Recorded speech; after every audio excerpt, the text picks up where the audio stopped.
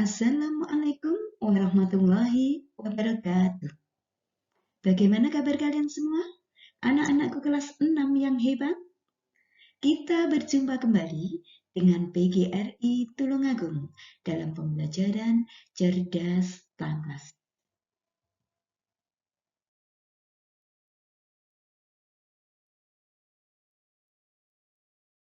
Kali ini kita akan membahas tema 4, globalisasi, subtema 1, globalisasi di sekitarku, pembelajaran 2.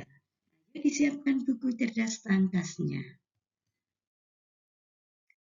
Pada pembelajaran 2 ini ada 2 muatan yang akan kita pelajari, yaitu muatan SBDP dan muatan PPKN.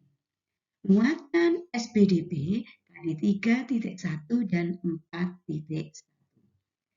Dalam hal ini kita akan belajar tentang reklame. Kalian tahu apa itu reklame? Di era globalisasi ini akan mengakibatkan banyak barang impor di Indonesia. Produsen produk lokal harus mampu bersaing dengan produk impor, sehingga harus melakukan promosi produk.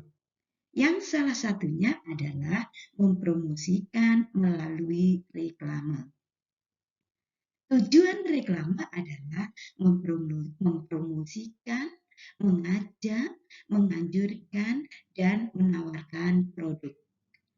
Tujuan reklame berdasarkan jenisnya ada 2, yaitu reklame komersial dan reklame non-komersial. Reklame komersial adalah reklame dengan tujuan untuk mempromosikan barang atau jasa kepada masyarakat.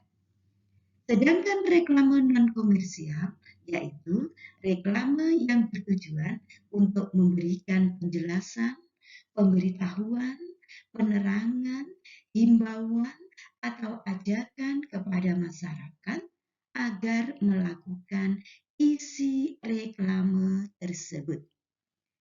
Ada beberapa fungsi reklame, yaitu memberikan informasi kepada khalayak atau konsumen tentang barang maupun jasa. 2, mempengaruhi atau membujuk konsumen sehingga mereka ingin melakukan pembelian. 3, menciptakan kesan tertentu tentang jasa atau barang yang direklamekan. Memberikan kepuasan tertentu sesuai dengan keinginan konsumen. Dan yang kelima, merupakan alat komunikasi antara penjual dengan calon pembeli atau konsumen. Syarat-syarat reklame yang baik adalah 1, jelas, singkat, mudah dimengerti, dan mudah diingat oleh khalayak.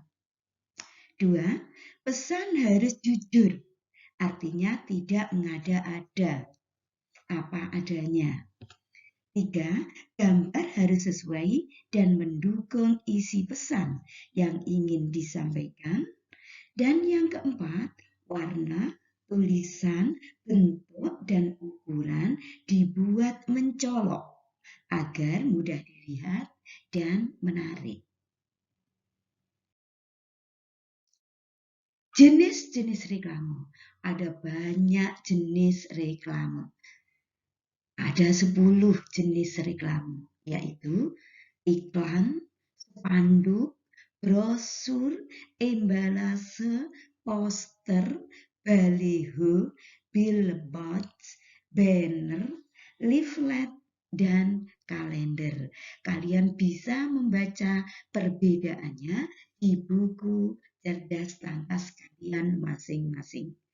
Apa perbedaan antara iklan, spanduk, brosur, embalase, poster, baliho, billboard, banner, leaflet, dan kalender? Silahkan dibaca.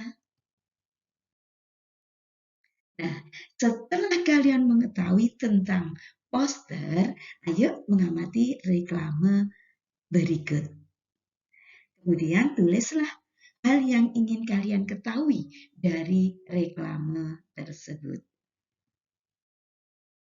Selanjutnya akan kita bahas, ayo berlatih. Ayo mengerjakan soal-soal berikut ini dengan benar. Soal nomor 1. Untuk membudayakan hidup sehat di tengah pandemi menggunakan reklame A. Komersial, B. Poster, C. Non-komersial, D. Persaingan. Jawaban yang betul adalah C. Non-komersial. 2. Jenis reklame yang berupa lembaran kecil yang dilipat-lipat berisi informasi lengkap dan rinci disebut leaflet. 3. Reklame merupakan alat komunikasi antara penjual dan calon pembeli. 4. Pesan tertulis pada reklame harus bersifat jujur dan tidak mengada-ada. 4. Jelaskan syarat-syarat yang harus diperhatikan dalam reklame. Syarat-syarat reklame adalah kalimatnya jelas, singkat, padat, dan mudah dimengerti. Bahasanya jujur dan tidak mengada-ada. Yang ketiga, harus dipasang di tempat yang strategis. Warna bentuknya harus mencolok agar mudah dilihat dan mudah diingat oleh khalayak. Selanjutnya akan kita bahas muatan PPKN KD 3.3 dan 4.3. Kali ini kita akan membahas cara menghargai keragaman ekonomi dalam masyarakat. Di dalam kehidupan masyarakat, tentunya setiap manusia memiliki keinginan untuk memenuhi segala macam kebutuhan. Indonesia merupakan negara kaya raya yang akan keberagaman.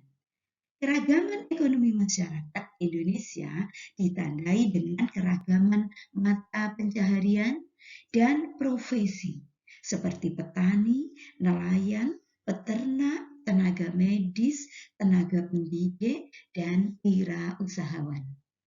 Kegiatan ekonomi adalah kegiatan manusia untuk memperoleh barang ataupun jasa untuk memenuhi kebutuhan hidupnya.